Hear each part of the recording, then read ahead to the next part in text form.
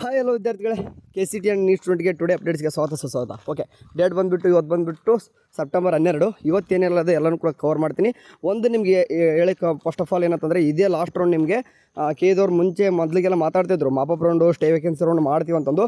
But ನಿನ್ನೆ director ಕೂತ್ಬಿಟ್ಟು ಹೇಳಿದಾರೆ ಯಾವುದೇ ರೀತಿ ನೆಕ್ಸ್ಟು ಅಬೌಟ್ ಯಾರಿಗಪ್ಪ ಅಂತಂದರೆ KCET ಸ್ಟೂಡೆಂಟ್ಗೆ ಯಾವುದೇ ರೀತಿಯಾಗಿ next mop-up round stray vacancy round ಅಂತ ಇರಲ್ಲ. ಮತ್ತು ರಿಮೈನಿಂಗ್ ಸೀಟ್ಗಳು ಏನು ಮಾಡ್ತವೆ ಬರ್ತಾರೆ ಅಂತಂದರೆ, ಆ ಎಲ್ಲ ಸೀಟ್ಗಳನ್ನು ಕಾಲೇಜಿಗೆ ಕೊಡ್ತಾರೆ, ಅಲ್ಲೇ ಡೈರೆಕ್ಟ್ ಅಡ್ಮಿಷನ್ ಆಗ್ತವೆ. ಅಂದರೆ ಇದುವರೆಗೂ ಕೂಡ ಅಂದರೆ 3 ರೌಂಡಲ್ಲೂ ಕೂಡ ಯಾರಿಗೂ ಕೂಡ ಸೀಟೇ ಸಿಕ್ಕಿಲ್ಲ ಅಂತಂದರೆ, ಅಂಥ ಒಂದು ಸ್ಟೂಡೆಂಟು ಡೈರೆಕ್ಟ್ ಯಾವುದಾದ್ರೂ ಕಾಲೇಜಿಗೆ ಹೋಗಿ ಅಪ್ರೋಚ್ ಮಾಡಿ, ನಿಮಗೆ ಬೇಕಾಗಿರೋಂಥ ಕಾಲೇಜಿಗೆ ಅಪ್ರೋಚ್ ಮಾಡಿ, ನಿಮ್ಮ ರ್ಯಾಂಕಿಗೆ ತಕ್ಕಂಗೆ ಏನಾದರೂ ಕಾಲೇಜಲ್ಲಿ ಸೀಟ್ ಇತ್ತಂದರೆ ಅವರು ನಿಮ್ಮ ಕಾಲೇಜಿಗೆ ಅಡ್ಮಿಷನ್ ಮಾಡಿಸ್ಕೊತಾರೆ. ಓಕೆ, ಇದು ಆ್ಯಂಡ್ ಈಗಾಗಲೇ ಸೀಟ್ ಸಿಕ್ಕು ಸಹಿತ ಕ್ಯಾನ್ಸಲ್ ಮಾಡ್ಕೊಂಡು ಹೋಗ್ತೀನಿ ಅಂತಂದರೆ ಬರಲ್ಲ. ಓಕೆ ಸರ್, ಇದು KCET ಸ್ಟೂಡೆಂಟ್ಗೆ. ಬಟ್ ನೀಟ್ ಸ್ಟೂಡೆಂಟ್ಗೆ ಯಾಕಂದರೆ ಇನ್ನೂ ಒಂದು ರೌಂಡ್ಸ್ ಇದೆ, ಯಾಕಂದರೆ ಇನ್ನೂ ಕೂಡ ಸೆಕೆಂಡ್ ರೌಂಡ್ ಕಂಪ್ಲೀಟ್ ಆಗಿಲ್ಲ. ಕಂಬೈಂಡಾಗಿ ಈಗ ಕಂಬೈಂಡ್ ಕೌನ್ಸಿಲಿಂಗ್ ಮುಗೀತೀಗ, ಯಾಕಂದರೆ ಫಸ್ಟ್ ರೌಂಡ್ ಅಷ್ಟೇ ನಿಮಗೆ ಕಂಬೈಂಡಾಗಿ KCET ನೀಟ್ ನಡೀತು. ಬಟ್ ಇವಾಗ ಅವರು ಕೂಡ ಕೇದವ್ರ ಕೈಯಲ್ಲೂ ಕೂಡ ಏನು ಆಗ್ತಿಲ್ಲ. ಯಾಕಂತಂದರೆ MCCದು ಇನ್ನೂ ಕೂಡ ಸೆಕೆಂಡ್ ರೌಂಡ್ ರಿಸಲ್ಟ್ ಬರದೇ ಕಾರಣ ನೀಟ್ ಅವ್ರದ್ದು ಎಸ್ಪೆಷಲಿ ಯಾರಂದರೆ ಮೆಡಿಕಲ್ ಡೆಂಟಲ್ ಸ್ಟೂಡೆಂಟ್ನ ಸಪ್ರೇಟಾಗಿ ತೊಗೊಂಡ್ರು. ಅದ್ರ ತಕ್ಕಂಗೆ ಐ ಸ್ಟೂಡೆಂಟ್ ಕೂಡ ನಿಮ್ಮ ಜೊತೆಗೆ ತೊಗೋಬೇಕಿತ್ತು. ಹಂಗಾಗಿ KCET ಜೊತೆ ಆಪ್ಷನ್ ಎಂಟ್ರಿ ಮಾಡಿದ್ರು ಅಷ್ಟೇ, ಮತ್ತು ಯಾವುದೇ ರೀತಿ ರಿಸಲ್ಟ್ ಪಬ್ಲಿಷ್ ಮಾಡಿಲ್ಲ. ಸೊ ಹಂಗಾಗಿ ನಿಮಗೆ ಯಾರಿಗೆ ಎಸ್ಪೆಷಲಿ ಐ ಸ್ಟೂಡೆಂಟ್ಗೆ ಇದು ಸೆಕೆಂಡ್ ರೌಂಡ್ ಆಗಿರೋ ಕಾರಣ KCET ಥರ್ಡ್ ರೌಂಡ್ ಮುಗೀತು. ಬಟ್ ಆಯ್ಸಿನೂ ಕೂಡ ಸೆಕೆಂಡ್ ರೌಂಡ್, ಯಾಕಂದರೆ ಫಸ್ಟ್ ರೌಂಡ್ಗೆ ಪಾರ್ಟಿಸಿಪೇಟ್ ಮಾಡಿದ್ದಿಲ್ಲ ಯಾರು BMS ಮತ್ತು BHMS ಆಯಿತು ಮತ್ತು BUMS ಅಂತ ಯಾವುದೇ ರೀತಿ ಕೋರ್ಸಸ್ಗಳು ನಿಮ್ಮ ಫಸ್ಟ್ ರೌಂಡಲ್ಲಿ ಪಾರ್ಟಿಸಿಪೇಟ್ ಮಾಡಿದ್ದಿಲ್ಲ. ರೀಸನ್ ಬಂದುಬಿಟ್ಟು ಅವರಿಗೆ ಸೀಟ್ ಮೆಟ್ರಿಕ್ಸೇ ಬಂದಿದ್ದಿಲ್ಲ. ಸೊ ಹಂಗಾಗಿ ಅವ್ರನ್ನ ಡೈರೆಕ್ಟಾಗಿ ಸೆಕೆಂಡ್ ರೌಂಡ್ ನಡೆಯುವಾಗ ಫಸ್ಟ್ ರೌಂಡ್ ನಡೀತು. ಸೊ ಹಾಗಾಗಿ ನಿಮಗೆ ಮೆಡಿಕಲ್ ಡೆಂಟಲ್ ಜೊತೆಗೇ ನಿಮ್ಗೆ ಏನು ಮಾಡ್ತಾರೆ ಅಂತಂದ್ರೆ ಈಗ ಕೌನ್ಸಿಲಿಂಗ್ ಮಾಡ್ತಾರೆ. ಸೊ ಹಂಗಾಗಿ ನೀವು ಕೂಡ ವೇಟ್ ಮಾಡಬೇಕಾಗತ್ತೆ.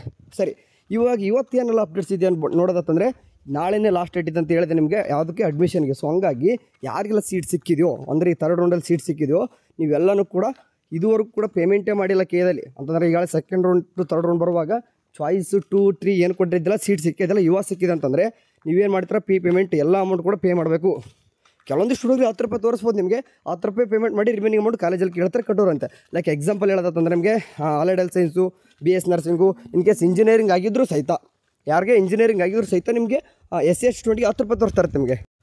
ಸೊ ಅಂದರೆ ನಿಮ್ಗೆ ಎಷ್ಟು ಅಮೌಂಟ್ ಕೇಳ್ತೋ ಅದು KU ವೆಬ್ಸೈಟಲ್ಲಿ ಅಷ್ಟು ಅಮೌಂಟ್ನ ಸದ್ಯ ಪೇ ಮಾಡಿರಿ. ಕೆಲವೊಂದಿಷ್ಟು ಹುಡುಗರಿಗೆ 1,21,000, ಕೆಲವೊಂದಿಷ್ಟು ಹುಡುಗರಿಗೆ 1,12,000, ಅಥವಾ ಗೌರ್ಮೆಂಟ್ ಕಾಲೇಜ್ ಸಿಕ್ಕಿದ್ರೆ 45,000 ಈ ರೇಂಜಿಗೆ ಕೇಳಿದಾಗ ನೀವು ಆ ಒಂದು ಅಮೌಂಟ್ನ ಬ್ಯಾಂಕಿಗೆ ಕಟ್ಬಿಡಿ. ಯಾಕಂದರೆ ಇವತ್ತೇ ಬ್ಯಾಂಕ್ ಓಪನ್ ಇರ್ತದೆ, ನಾಳೆ ನಿಮಗೆ ಸೆಕೆಂಡ್ ಸ್ಯಾಟರ್ಡೇ ರಜೆ ಇರ್ತದೆ. ಸೊ ಹಂಗಾಗಿ ಇವತ್ತೇ ಏನಿದ್ರು ಕೂಡ ಪೇಮೆಂಟ್ ಮಾಡೋ ವಿಷಯ ಬಂದುಬಿಟ್ಟು ಇವತ್ತೇ ಮಾಡ್ಕೊಂಬಿಡಿ.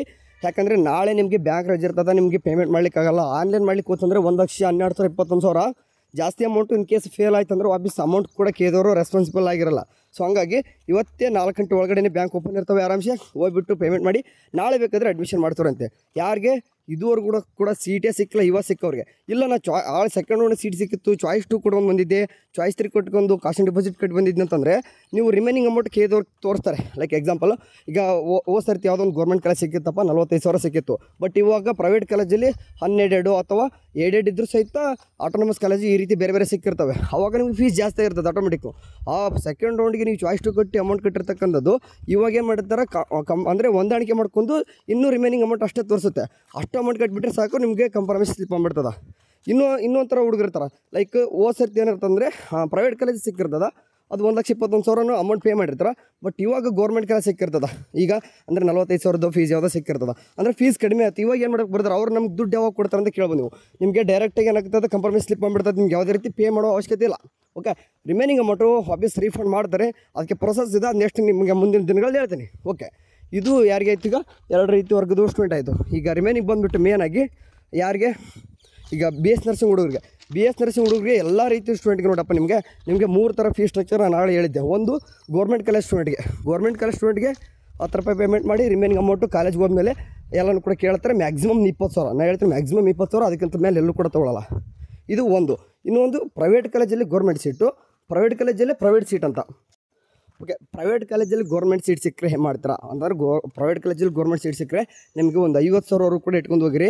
ನಿಮಗೆ ಕೋರ್ಸ್ ಫೀಸ್ 10,000 ತೋರಿಸ್ಬೋದು, ಬಟ್ ಅದು ಫಾರ್ಮಾಲಿಟಿ ಅಷ್ಟೇ ಅದು ಮಾಡೋದವರು. ಬಟ್ ನೀವು ಏನು ಮಾಡ್ತೀರಾ, ನೀವು ಕೂಡ 10 ರೂಪಾಯಿ ಪೇಮೆಂಟ್ ಮಾಡಿರಿ, ರಿಮೈನಿಂಗ್ ಕಾಲೇಜ್ಗೆ ಹೋಗಿ ಕಟ್ಟ್ರಿ. ಸೇಮ್ OPN ಸೀಟ್ ಅಂತ ಬರುತ್ತೆ, ಅಂದರೆ ಮ್ಯಾನೇಜ್ಮೆಂಟ್ ಸೀಟ್ ಅಂತ. ಅದು ಏನಾದರೂ ನಿಮ್ಗೆ ಸಿಕ್ಕಿತ್ತಂದರೆ ಅದು 1,00,000 ರೂಪಾಯಿ ನಿಮಗೆ ತೋರಿಸ್ತಾ ಇರ್ತಾ. In case out of state ಆಗಿತ್ತಂದರೆ 1,40,000 ತೋರಿಸ್ತಾ ಇರುತ್ತೆ. ಅಂಥ ಸ್ಟೂಡೆಂಟು ಕೂಡ ಏನು ಮಾಡ್ತಾರೆ, ನಿಮ್ಗೆ ಆನ್ಲೈನ್ 10 ರೂಪಾಯಿ ಅಷ್ಟೇ ತೋರಿಸಿರುತ್ತೆ, ಅದನ್ನು ಪೇಮೆಂಟ್ ಮಾಡಿ ರಿಮೈನಿಂಗ್ ಅಮೌಂಟ್ ಕಾಲೇಜ್ ಹೋಗಿ ಕೇಳ್ತಾರೆ. 1 ಲಕ್ಷ ಅಂದರೆ 1 ಲಕ್ಷನ ಕೇಳಲ್ಲ, ಇನ್ನೂ ಕೂಡ ಜಾಸ್ತಿ ಕೇಳ್ತಾರೆ. ನಿಮ್ಗೆ ಔಟ್ ಆಫ್ ಸ್ಟೇಟ್ 1,40,000 ಇದ್ದರೂ ಕೂಡ 1,60,000 70,000 ತೊಗೊಂತಾರೆ. ಅಂತಂದರೆ ಕಾಲೇಜ್ ಹೋಗಿದ ಮೇಲೆ ಡೊನೇಷನ್ ಅಂತ ಎಲ್ಲ ಕಡೆ ಇದ್ದಿದ್ದೆ. ಅದು ಸೇಮ್ ಇಂಜಿನಿಯರಿಂಗ್ ಇದ್ದರೂ ಅಷ್ಟೇ, ನಿಮ್ಗೆ 1,12,000 1,21,000 ಇದ್ದರೂ ಸಹಿತ ಅಲ್ಲಿ ಹೋಗಿದ ಮೇಲೆ ಇನ್ನೊಂದು 20,000 30,000 ಕೇಳ್ತಾರೆ. ಎಲ್ಲ ಒಂದು ಕೂಡ ಈಗ ಒಂದೇ ಕೋರ್ಸ್ದಲ್ಲಿ ಹೇಳ್ತಾರೆ, ಎಲ್ಲ ಕೋರ್ಸು ಕೂಡ ಡೊನೇಷನ್ ಇದ್ದಿದ್ದೆ. ಸೊ ಹಂಗಾಗಿ ಫೀಸ್ ಎಲ್ಲನೂ ಕೂಡ ಇಟ್ಕೊಂಡು ಹೋಗಿ, ಯಾಕಂದರೆ ಎಲ್ಲನೂ ಒಮ್ಮೆಲೆ ಕಟ್ಟಬೇಕು. ಎಸ್ಪೆಷಲಿ ಯಾರಿಗೆ ಜನರಲ್ ಸ್ಟೂಡೆಂಟ್ಗೆ ಎಲ್ಲ ಅಮೌಂಟ್ ಕೂಡ ಆನ್ಲೈನಲ್ಲ, ಇದು ಬ್ಯಾಂಕಿಗೆ ಕಟ್ತಿರ್ತಾರಲ್ವ 1,12,000 1,21,000 ಚಾಲಾನ್ ಡೌ ಮಾಡ್ಕೊಂಡು ಅದನ್ನು 1-2 ಟೈಮ್ ಕಟ್ತೀನಿ 3 ಟೈಮ್ ಕಟ್ಸೋಕೆ ಬರೋಲ್ಲ, ಒಂದೇ ಟೈಮ್ಗೆ ಎಲ್ಲನೂ ಕೂಡ ಕಟ್ಟಬೇಕು. ಓಕೆ ಸರಿ ಕಣ್ರು, ಶೆಡ್ಯೂಲ್ ಬಗ್ಗೆ ಸ್ವಲ್ಪ ಕಣ್ಣಾಡಿಸ್ಬಿಡೋಣ, ಯಾಕಂದರೆ ಇದನ್ನೇ ವಾಪಸ್ ನಿಮ್ಗೆ ಮರ್ತೋಗ್ಬಿಡ್ತಾರೆ. ಯಾಕಂದರೆ ಯಾರೂ ಹೇಳಿಲ್ಲ ನಮಗೆ ಅಂತಂದು. ಇಲ್ಲಿ ಕಾಣಿಸ್ತಿದೆ ನೋಡಿ, ಈ ಒಂದು ಶೆಡ್ಯೂಲಲ್ಲಿ ಮಾತಾಡಿದರೆ ಓಕೆ ಕಾಣಿಸ್ತಿದೆ. ಕಂಫರ್ಮೇಷನ್ ಸ್ಲಿಪ್ ಡೌನ್ ಮಾಡ್ಕೊಳಕ್ಕೆ ಅಂದರೆ ಪೇಮೆಂಟ್ ಮಾಡಿ ಕಂಫರ್ಮೇಷನ್ ಸ್ಲಿಪ್ ಡೌನ್ ಮಾಡ್ಕೊಳ್ಳೋಕ್ಕೆ ನಾಳೆ ಮಧ್ಯಾಹ್ನ 2:30ವರೆಗೂ ಇರ್ತದೆ. ಆ್ಯಂಡ್ ಅಡ್ಮಿಷನ್ ಕೂಡ ನಾಳೆ 5:00 ಕೂಡ ಟೈಮ್ ಇದೆ. ಆ್ಯಂಡ್ ನಿಮ್ಗೆ ಒಂದು ಕಟ್ ಆಫ್ ಬಗ್ಗೆ ಮಾತಾಡ್ತೀನಿ.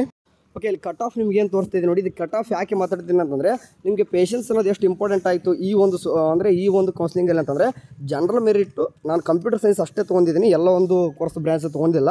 ಒಂದು ಎಕ್ಸಾಂಪಲ್ ತೋರಿಸೋಕ್ಕೆ ಸರ್, ಈ ಜನರಲ್ ಮೆರಿಟಲ್ಲಿ E001 ಈ ಒಂದು ಕಾಲೇಜಲ್ಲಿ ಫಸ್ಟ್ ರೌಂಡ್ಗೆ 3,473 ಇದ್ದರೆ, ಸೆಕೆಂಡ್ ರೌಂಡ್ ಎಷ್ಟಿದೆ, ಥರ್ಡ್ ರೌಂಡ್ ಎಷ್ಟಿದೆ ನೋಡಿ. ಅಂದರೆ 1,600 ರ್ಯಾಂಕು ಇದೆ.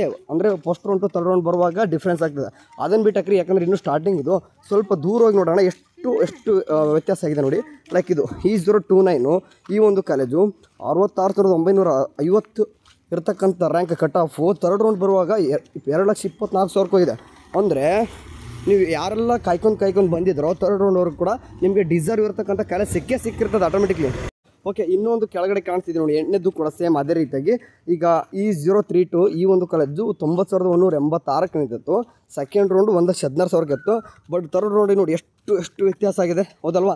ಸೊ ಹಂಗಾಗಿ ಥರ್ಡ್ ರೌಂಡವರು ಕೂಡ ಕಾದವ್ರಿಗೆ ಮಾತ್ರ ಒಳ್ಳೆ ಕಾಲೇಜ್ ಸಿಕ್ಕಿರ್ತದೆ. ಆ್ಯಂಡ್ ಇದಾಗಿಯೂ ಕೂಡ ಇನ್ನೂ ಕೂಡ ಇಂಜಿನಿಯರಿಂಗ್ 14,000 ಸೀಟ್ಗಳಿಗೆ ಬಾಕಿ ಉಳಿದಾವೆ. ಆ್ಯಂಡ್ ಆರ್ಕಿಟೆಕ್ಚರ್ ಉಳಿದಿದ್ದಾವೆ. ಆ್ಯಂಡ್ ಬೇರೆ ಕೋರ್ಸಸ್ ಉಳಿದಾವೆ. ಬಟ್ ಎಷ್ಟಂತ ಇನ್ನೂ ಕೂಡ ಕೇದವ್ರು ಮೆನ್ಷನ್ ಮಾಡಿಲ್ಲ. ಬಟ್ ಲಿಸ್ಟ್ ಬಿಡ್ತಾರೆ. ಆ ಎಲ್ಲ ಸೀಟ್ಗಳನ್ನ ಏನು ಮಾಡ್ತಾರೆ ಅಂತಂದರೆ ಕಾಲೇಜ್ಗೆ ಕೊಡ್ತಾರೆ. ಆ ಒಂದು ಕಾಲೇಜ್ಗೆ ಹೋಗ್ಬಿಟ್ಟು ನೀವೇನಾದರೂ ಲಕ್ಕಿ ಪರ್ಸನ್ ಆಗಿತ್ತು ಅಂತಂದರೆ ಗೌರ್ಮೆಂಟ್ ಕಾಲೇಜಲ್ಲಿ ಸೀಟ್ ಉಳಿತಪ್ಪ ಅಂದರೆ ಸೀಟ್ ಸಿಕ್ಬಿಡ್ತಾವೆ ನಿಮಗೆ. ಸೊ ಹಂಗಾಗಿ ಹೋಗ್ರಿ. ಅಂದರೆ ಯಾರಿಗೆಲ್ಲ ಸೀಟ್ ಸಿಕ್ಕಲ್ಲ ಇವತ್ತು ಅಥವಾ 13ನೇ ತಾರೀಕು ಮುಗಿದಾದ ಮೇಲೆ ಹೋಗ್ರಿ. ಯಾಕಂದರೆ 13ನೇ ತಾರೀಕು ಕೂಡ ಅಡ್ಮಿಷನ್ ಎಷ್ಟಾಗಿದೆ ಅಂತ ಗೊತ್ತಾಗಬೇಕು ಮೊದಲು ಅವ್ರು ಯಾರಿಗೆ ಕಾಲೇಜವ್ರಿಗೆ. ಸೊ ಹಂಗಾಗಿ 14ನೇ ತಾರೀಕು ಹೋಗ್ರಿ. ಯಾವುದಾದ್ರೂ ಸೀಟ್ ಖಾಲಿ ಇತ್ತಂದರೆ 14 ಮೇ ಬಿ ನಿಮಗೆ ಸಂಡೇ ಆಗ್ಬೋದು, 15 ಸೋಮವಾರ ನಿಮ್ಗೆ ಯಾವ ಕಾಲೇಜ್ ಬೇಕು ಆ ಕಾಲೇಜಿಗೆ ಡೈರೆಕ್ಟಾಗಿ ಅಪ್ರೋಚ್ ಮಾಡಿ ಸೀಟ್ ಖಾಲಿ ಇತ್ತಂದರೆ ನಿಮಗೆ ಕೊಟ್ಟು ಬಿಡ್ತಾರೆ. ಓಕೆ ಸರಿ, ಇಲ್ಲ ಆಲ್ಮೋಸ್ಟ್ ಯಾಕಂದರೆ ನಿಮ್ಗೆ ಆಟೋಮೆಟಿಕ್ ಇಲ್ಲೂ ಕೂಡ ಸೀಟ್ ಫುಲ್ ಆಗಿತ್ತು ಅಂತಂದರೆ ಇನ್ ಕೇಸ್ ನಮ್ಗೆ ಅಪ್ರೋಚ್ ಮಾಡೋಂಗಿದ್ರೆ ಮಾಡಿ ನಿಮ್ಗೆ ಪ್ರೈವೇಟ್ ಕಾಲೇಜ್ ನಾನು ಸಜೆಸ್ಟ್ ಮಾಡ್ತೀನಿ. ಓಕೆ ಕಣ್ರು, ಸರಿ ಏನಾದರೂ ಅಪ್ಡೇಟ್ ಬಂದರೆ ತಿಳಿಸೋಣ. ಅಲ್ಲಿವರೆಗೆ ಚಾನಲ್ ನೋಡ್ತಾ ಟೇಕ್ ಕೇರ್, ಬಾಯ್.